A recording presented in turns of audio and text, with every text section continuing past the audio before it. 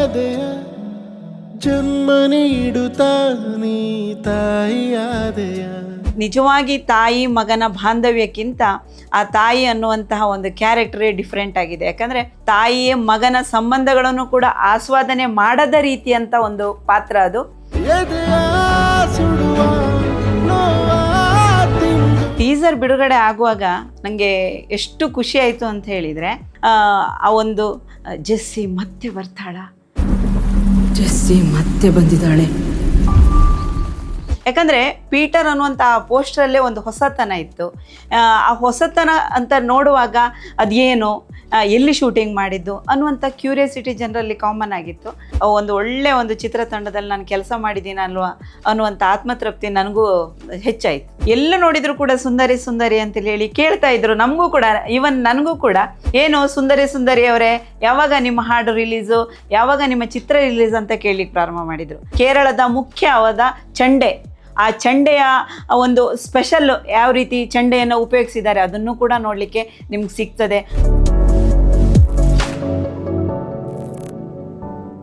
ಎಲ್ರಿಗೂ ನಮಸ್ಕಾರ.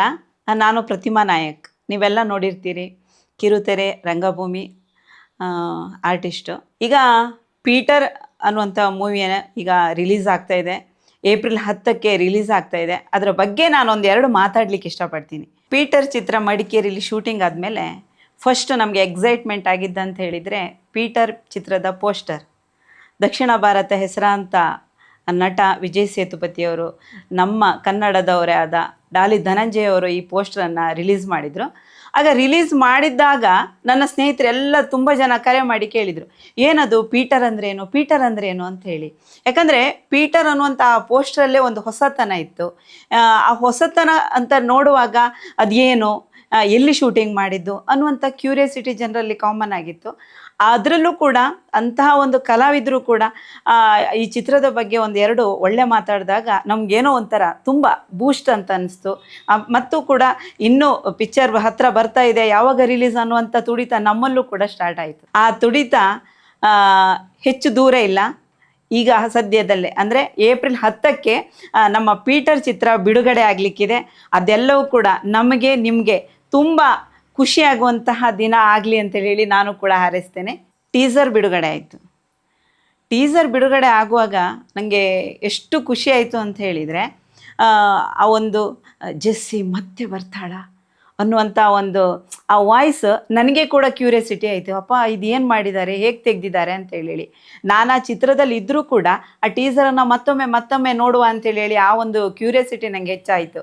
ಅದರ ಜೊತೆಗೆ ನನ್ನ ಸ್ನೇಹಿತರೆಲ್ಲ, ಅಂದರೆ ಸಿನಿಮಾ ಸ್ನೇಹಿತರಿರ್ಬೋದು ಅಥವಾ ನನ್ನ ಆತ್ಮೀಯರಿರ್ಬೋದು, ಸಂಬಂಧಿಕರಿರ್ಬೋದು, ಅವರೆಲ್ಲ ಕೇಳಲಿಕ್ಕೆ ಪ್ರಾರಂಭ ಮಾಡಿದರು, ಇದೇನಿದು ಪೀಟರ್, ಏನದು ಚಂಡೆ, ಏನದು, ಎಲ್ಲಿ ಶೂಟಿಂಗ್ ಆಗ್ತಾಯಿದೆ, ಎಷ್ಟು ಚಂದ ಕೊರಿಯೋಗ್ರಫಿ ಇದೆ, ಎಷ್ಟು ಚಂದ ಸೀನರಿ ಇದೆ, ಎಲ್ಲಿ ತೆಗೆದಿದ್ದೀರಾ ಅನ್ನುವಂಥ ಕ್ಯೂರಿಯಾಸಿಟಿ ಎಲ್ರಿಗೂ ಪ್ರಾರಂಭ ಆಯಿತು. ಅದರ ಜೊತೆಗೆ ನನ್ನ ಇಂಡಸ್ಟ್ರಿ ಫ್ರೆಂಡ್ ಎಲ್ಲ, ಯಾವ ಪಿಕ್ಚರ್ ಅದು, ಯಾರು ಡೈರೆಕ್ಟ್ ಮಾಡ್ತಾ ಇದ್ದಾರೆ, ಏನು ಕತೆ, ಏನೋ ಒಂಥರ ಹೊಸತನ ಇದೆಯಲ್ಲ ಅನ್ನುವಂಥ ಒಂದು ಕ್ಯೂರಿಯಾಸಿಟಿ ಅವರಿಗೆಲ್ಲ ಕೇಳ್ತಾ ನನಗೂ ಕೂಡ ಒಂದು ಒಳ್ಳೆಯ ಒಂದು ಚಿತ್ರತಂಡದಲ್ಲಿ ನಾನು ಕೆಲಸ ಮಾಡಿದ್ದೀನಿ ಅಲ್ವಾ ಅನ್ನುವಂಥ ಆತ್ಮತೃಪ್ತಿ ನನಗೂ ಹೆಚ್ಚಾಯಿತು. ಮತ್ತೊಂದು ಅಂತ ಹೇಳಿದರೆ ಸುಂದರಿ ಸುಂದರಿ ಅನ್ನುವಂಥ ಸಾಂಗ್ ರಿಲೀಸ್. ಆ ಸುಂದರಿ ಸುಂದರಿ ಅನ್ನುವಂಥ ಸಾಂಗ್ ರಿಲೀಸಿಗೆ ನನ್ನ ಸ್ನೇಹಿತರು ಕೂಡ ಎಷ್ಟು ಜನ ರೀಲ್ಸ್ ಮಾಡಿದರು, ಖುಷಿಪಟ್ಟರು. ಮೊನ್ನೆ ಕೂಡ ಯಾವುದೋ ಒಂದು ಫಂಕ್ಷನಲ್ಲಿ ಸುಂದರಿ ಸುಂದರಿ ಅಂತೇಳಿ ಹೇಳಿ ಒಂದು ಹಾಡುಗಳನ್ನು ಹಾಕುವಾಗ ನಾನೇ ಕೂಗಿದೆ, ಅದು ನಮ್ಮ ಮೂವಿದು ಅಂತೇಳಿ, ಪೀಟರ್ ಚಿತ್ರದ್ದು ಅಂತೇಳಿ. ಹಾಗಾಗಿ ರೆಸ್ಪಾನ್ಸು ಮತ್ತು ಆ ಹಾಡಿನ ಸಂಗೀತ ರತ್ವಿಕ್ ಅವರದ್ದು ಅದು ಎಷ್ಟು ಒಂದು ಜೋಶ್ ಕೊಟ್ಟಿದೆ ಅಂತ ಹೇಳಿದರೆ ನಮಗೆ ಎಲ್ಲ ಕಡೆ ಎಲ್ಲ ನೋಡಿದರೂ ಕೂಡ ಸುಂದರಿ ಸುಂದರಿ ಅಂತೇಳಿ ಹೇಳಿ ಕೇಳ್ತಾ ಇದ್ರು. ನಮಗೂ ಕೂಡ, ಈವನ್ ನನಗೂ ಕೂಡ, ಏನು ಸುಂದರಿ ಸುಂದರಿ ಅವರೇ ಯಾವಾಗ ನಿಮ್ಮ ಹಾಡು ರಿಲೀಸು, ಯಾವಾಗ ನಿಮ್ಮ ಚಿತ್ರ ರಿಲೀಸ್ ಅಂತ ಕೇಳಲಿಕ್ಕೆ ಪ್ರಾರಂಭ ಮಾಡಿದರು. ಆಮೇಲೆ ಜೋಶ್ ಜವಾನಿ, ಆ ಜೋಶ್ ಜವಾನಿ, ಆ ಚಂಡೆ ಕುಡಿತ ಸ್ನೇಹಿತರ ಒಂದು ಜೊತೆಗೆ ಸೇರುವಂಥ ಒಂದು ಹಾಡು ಅದು ಎಷ್ಟು ಜೋಶ್ ಆಗಿದೆ ಅಂತ ಹೇಳಿದರೆ, ನಮ್ಮ ಸ್ನೇಹಿತರೆಲ್ಲ ಮದುವೆ ಮನೆಯೆಲ್ಲ ಹಾಡಿ ಕುಣಿಲಿಕ್ಕೆ ಭಾರಿ ಚೆನ್ನಾಗಿದೆ. ಹಾಗಾದರೆ ಅದು ಎಷ್ಟು ಚೆನ್ನಾಗಿರ್ಬೋದು ಅಲ್ಲ. ಸುಂದರಿ ಸುಂದರಿ ಹಾಡು ಚೆನ್ನಾಗಿದೆ, ರತ್ವಿಕ್ ಅವರದ್ದು ಇನ್ನೊಂದು ಹಾಡು ಜೋಶ್ ಜವಾನಿ ಅದು ಕೂಡ ಚೆನ್ನಾಗಿದೆ ಅನ್ನುವಂಥ ಕ್ಯೂರಿಯಾಸಿಟಿ. ಅದ್ರ ಜೊತೆಗೆ ಕತೆ ಹೇಗಿರ್ಬೋದು, ಕತೆಗೂ ಕೂಡ ಏನದು ಸಸ್ಪೆನ್ಸ್ ಇದೆಯಾ, ಅಥವಾ ಇದು ಭೂತದ ಕಥೆಯ ಅಲ್ಲ, ಭೂತ ಅಥವಾ ಆ ಥರ ಅಲ್ಲ, ಕ್ರೈಮ್ ಕಥೆನ ಅವರಿಗೆ ಕೂಡ ಅವರೇ ಒಂದೊಂದು ಯೋಚನೆ ಮಾಡಿ ನನ್ನ ಹತ್ರ ಪ್ರಶ್ನೆ ಮೇಲೆ ಪ್ರಶ್ನೆ ಕೇಳ್ತಾ ಇದ್ರು. ಹಾಗಾಗಿ ಅವರೆಲ್ಲರಿಗೂ ಕೂಡ ಉತ್ತರ ಸಿಗುವಂಥ ಕಾಲ ಹತ್ತಿರ ಬರ್ತಾ ಇದೆ. ಇನ್ನೊಂದು ಮುಖ್ಯವಾಗಿ ನಾನು ಹೇಳಲೇಬೇಕಾಗಿರೋದು ತಾಯಿ, ಅಂದರೆ ನಾನು ತಾಯಿಯಾಗಿ ಆ ಚಿತ್ರದಲ್ಲಿ ಪಾತ್ರ ಮಾಡಿದ್ದೆ. ಆ ತಾಯೇ ತಾಯಿ ಅನ್ನುವಂಥ ಸಾಂಗ್ ಅದು ಎಷ್ಟು ಖುಷಿ ಕೊಡ್ತಾ ಇದೆ ಅಂತ ಹೇಳಿದರೆ, ಅದರ ಜೊತೆಗೆ ಆ ಒಂದು ಸಾಂಗನ್ನು ನೀವು ಸಹ ನೋಡಿರ್ಬೋದು. ಆ ನಿಜವಾಗಿ ತಾಯಿ ಮಗನ ಬಾಂಧವ್ಯಕ್ಕಿಂತ ಆ ತಾಯಿ ಅನ್ನುವಂತಹ ಒಂದು ಕ್ಯಾರೆಕ್ಟರೇ ಡಿಫ್ರೆಂಟ್ ಆಗಿದೆ. ಯಾಕಂದರೆ ತಾಯಿಯ ಮಗನ ಸಂಬಂಧಗಳನ್ನು ಕೂಡ ಆಸ್ವಾದನೆ ಮಾಡದ ರೀತಿಯಂಥ ಒಂದು ಪಾತ್ರ ಅದು. ಹಾಗಾಗಿ ಆ ಮೂಡಿಗೆ ಹೋಗ್ಲಿಕ್ಕೂ ಕೂಡ ನಂಗೆ ತುಂಬ ಕಷ್ಟ ಆಯಿತು. ಅದು ಏನಿದ್ರೂ ಕ್ರೆಡಿಟ್ ಹೋಗಬೇಕಾಗಿರೋದು ಸುಕೇಶ್ ಸರ್ ಅವರಿಗೆ. ಹಾಗಾಗಿ ಆ ಹಾಡು ಜೊತೆಗಿರುವಂತಹ ಕಟ್ಟಿಕೊಟ್ಟ ನನ್ನ ಜೊತೆಗಿರುವಂಥ ಕೋ ಆರ್ಟಿಸ್ಟು ರಾಜೇಶ್ ಧ್ರುವ ಅವರು, ಅಥವಾ ಅದರ ಜೊತೆಗೆ ಬರುವಂಥ ಎಲ್ಲ ಫೀಲ್ಗಳು, ಆ ಸಾಹಿತ್ಯ ಅವೆಲ್ಲವೂ ಕೂಡ ಒಂಥರ ತುಂಬ ಸುಂದರವಾಗಿ ಕಟ್ಟಿಕೊಟ್ಟಿದ್ದಾರೆ.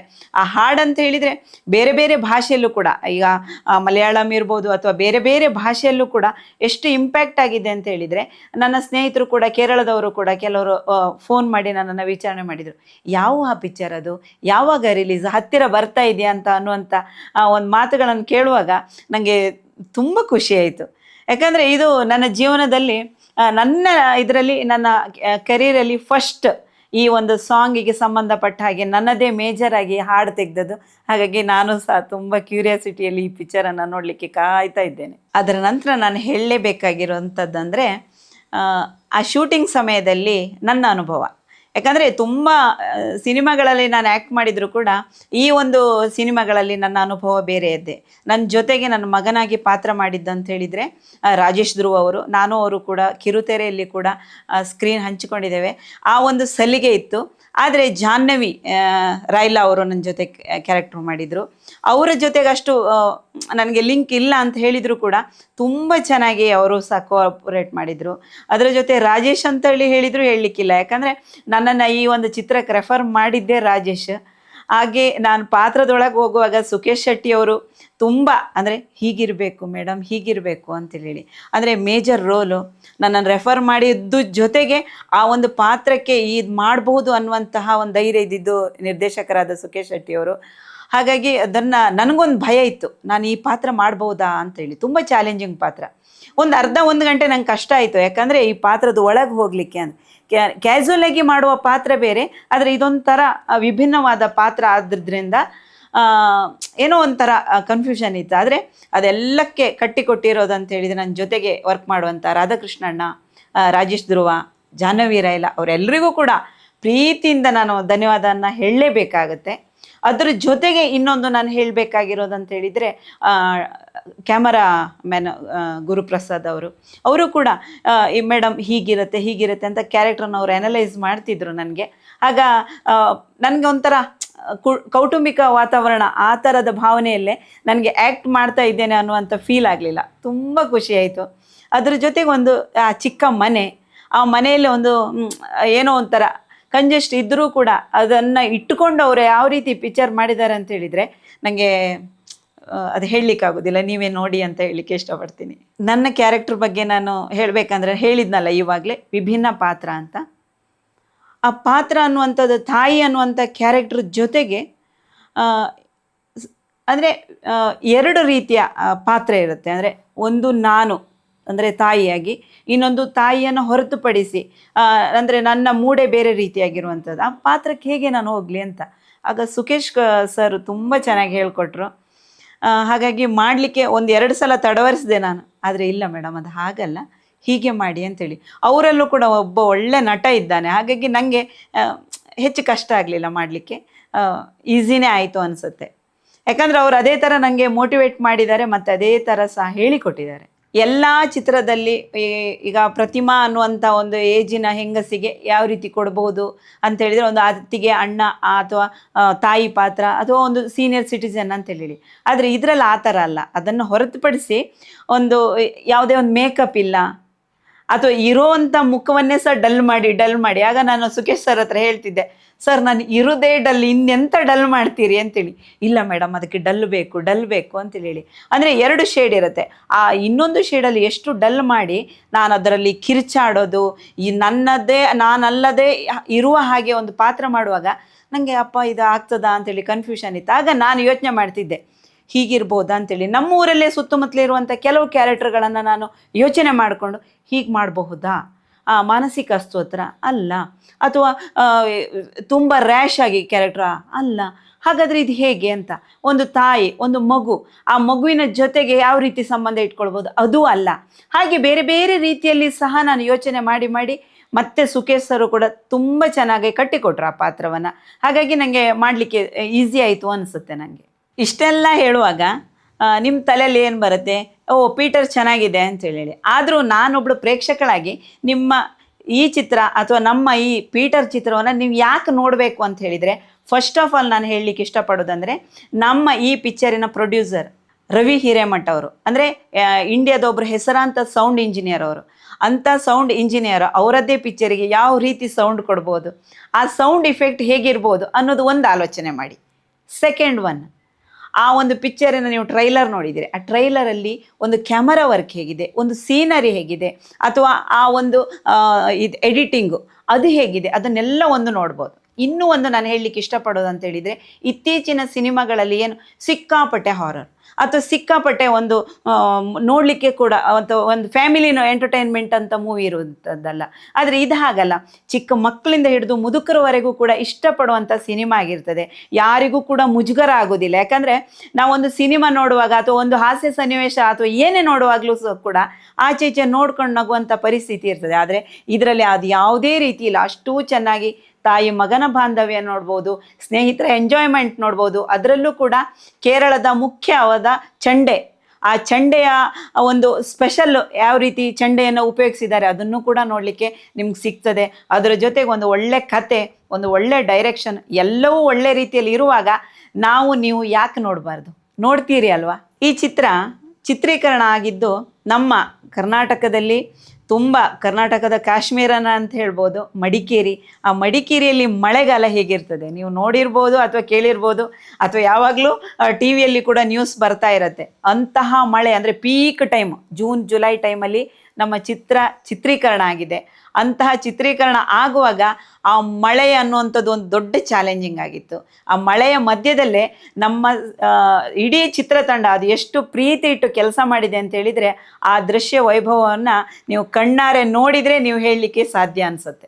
ಸ್ನೇಹಿತರೆ, ಎಲ್ಲ ಬಾಂಧವರೇ, ನೀವೆಲ್ಲರೂ ಕೂಡ ಇಷ್ಟೆಲ್ಲ ನಾವು ಪೀಟರ್ ಚಿತ್ರಕಥೆ ಇರ್ಬೋದು, ಪೀಟರ್ ಬಗ್ಗೆ ಹೇಳ್ಕೊಂಡಾಗ ನಾವು ಕೊನೆಯಲ್ಲಿ ಒಂದು ಪ್ರೀತಿಯಿಂದ ನಿಮ್ಮನ್ನು ಕೇಳ್ಕೊಳ್ಳೋದಿಷ್ಟೇ, ನಮ್ಮ ಕೈ ಹಿಡಿಯಿರಿ, ನಮ್ಮ ಕೈ ಬಿಡಬೇಡಿ. ಯಾಕಂದರೆ ಒಂದು ಚಿತ್ರ ಕನ್ನಡ ಚಿತ್ರರಂಗ ಗೆಲ್ಲಿಸಿದರೆ ನಮ್ಮಂಥ 10-100 ಜನರಿಗೆ ಮತ್ತೊಂದು ಕೆಲಸ ಸಿಗ್ತದೆ. ಹಾಗೆ ಒಂದು ಪ್ರೋತ್ಸಾಹ ಮಾಡಿದಾಗ ಕಲಾವಿದರಿಗೂ ಕೂಡ ಒಂದು ಖುಷಿ ಆಗ್ತದೆ, ಒಂದಿಷ್ಟು ಚಿತ್ರಗಳು ಬರಲಿಕ್ಕೆ ಸಹ ಸಾಧ್ಯ ಆಗ್ತದೆ. ಹಾಗಾಗಿ ಎಲ್ಲ ಚಿತ್ರಪ್ರೇಮಿಗಳಿಗೆ ಕೇಳ್ಕೊಳ್ಳೋದಷ್ಟೇ, ಈ ಒಂದು ನಮ್ಮ ಚಿತ್ರತಂಡದ ಪರವಾಗಿ ನಾವು ಏಪ್ರಿಲ್ 10ಕ್ಕೆ ನಿಮ್ಮ ಮುಂದೆ ಬರ್ತಾ ಇದ್ದೇವೆ. ಹಾಗಾಗಿ ಈ ಚಿತ್ರತಂಡವನ್ನು ನೀವು ಪ್ರೋತ್ಸಾಹಿಸಿ, ಎಲ್ಲರೂ ಕೂಡ ಬಂದು ಚಿತ್ರಮಂದಿರದಲ್ಲಿ ಚಿತ್ರ ನೋಡಿ, ನೀವು ನೋಡಿ, ನಿಮ್ಮ ಸ್ನೇಹಿತರಿಗೂ ತಿಳಿಸಿ. ಆಮೇಲೆ ಅದಕ್ಕೆ ಸಂಬಂಧಪಟ್ಟ ಹಾಗೆ ಒಳ್ಳೇದಿರಲಿ ಕೆಟ್ಟದಿರಲಿ ನಿಮ್ಮ ರಿವ್ಯೂಗಳನ್ನು ದಯವಿಟ್ಟು ಸೋಷಿಯಲ್ ಮೀಡಿಯಾದಲ್ಲಿ ಹಾಕಿ. ಯಾಕಂದರೆ ನಾನು ಧೈರ್ಯದಿಂದ ಯಾಕೆ ಕೇಳ್ಕೊಳ್ತಾ ಇದ್ದೇನೆ ಅಂದರೆ, ಕೆಟ್ಟ ರಿವ್ಯೂ ಬರಲಿಕ್ಕೆ ಸಾಧ್ಯನೇ ಇಲ್ಲ. ಯಾಕಂದರೆ ಅಷ್ಟು ಚೆನ್ನಾಗಿ ನಾವು ಜವಾಬ್ದಾರಿಯುತವಾಗಿ ಕೆಲಸ ಮಾಡಿದ್ದೇವೆ. ಹಾಗಾಗಿ ಪೀಟರ್ ಚಿತ್ರತಂಡಕ್ಕೆ ದಯವಿಟ್ಟು ಪ್ರೋತ್ಸಾಹ ಮಾಡಿ. ಹಾಗೆ ಏಪ್ರಿಲ್ 10ಕ್ಕೆ ಬಂದು ಎಲ್ಲರೂ ಕೂಡ ಚಿತ್ರಮಂದಿರದಲ್ಲಿ ಬಂದು ನೋಡಿ ಅಂಥೇಳಿ ತಮ್ಮಲ್ಲಿ ಕೇಳ್ಕೊಳ್ತೇನೆ. Thank you.